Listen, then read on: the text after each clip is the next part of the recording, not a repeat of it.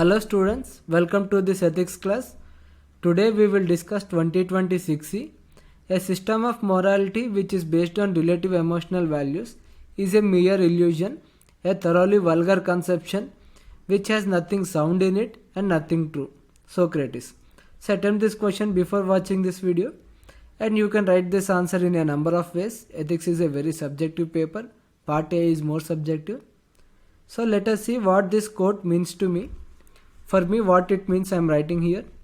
System of morality should be closer to truth. So it is obvious it should be closer to truth.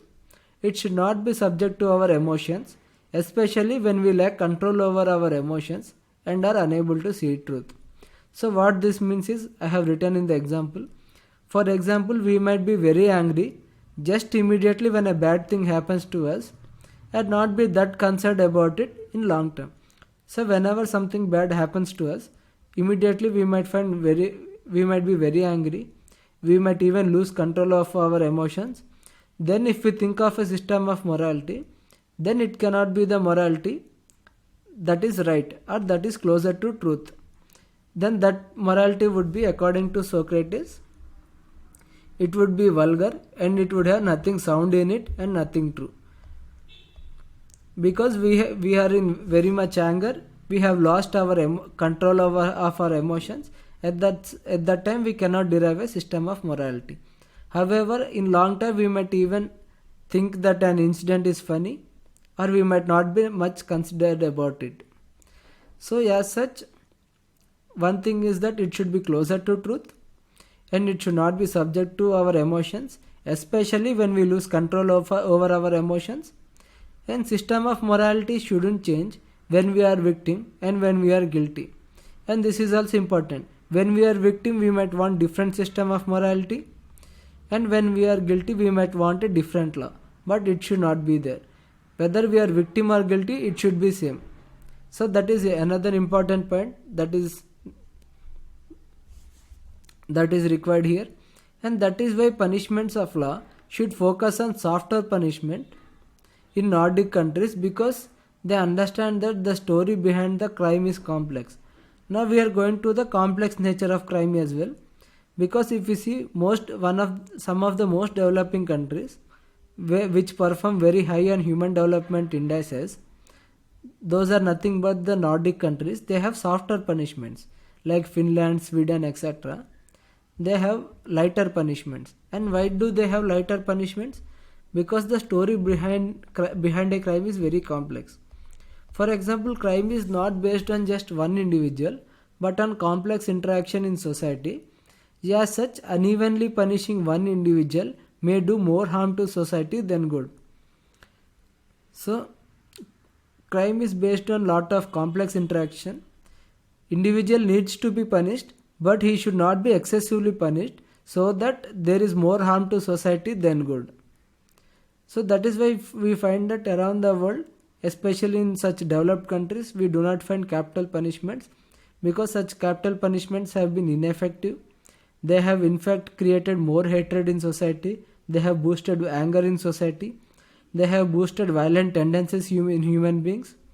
So how can we condemn violence with violence? So what we are trying to show in society that good methods work. Individuals should follow non-violence. Violence is bad. As such, we cannot ourselves do violence. We ourselves cannot boost anger in society. We need to boost patience and tolerance. We need to show that mutual respect and cooperation is the way forward. So that is why we need to understand that softer punishments are very important, because it's not like you punish an individual very harsh and the crime gets over. In fact, such punishments have been ineffective primarily due to these reasons, because they encourage materialism in society, they encourage hatred, they encourage anger, they encourage violent tendencies. So these are the reasons why crimes happen in first place. So we need to create a society that does not have these values. In fact, the society should have values like mutual respect, cooperation, non-violence, civilization, that makes decisions based on rationality and not on anger and hatred. So that is why we need to understand that system of morality should be as close to truth as possible. It should not be subject to relative emotions. That is why such countries focus on preventive law rather than punitive law, which is based on values, lighter punishment, and positive motivation for change, like online courses and libraries in well maintained jails.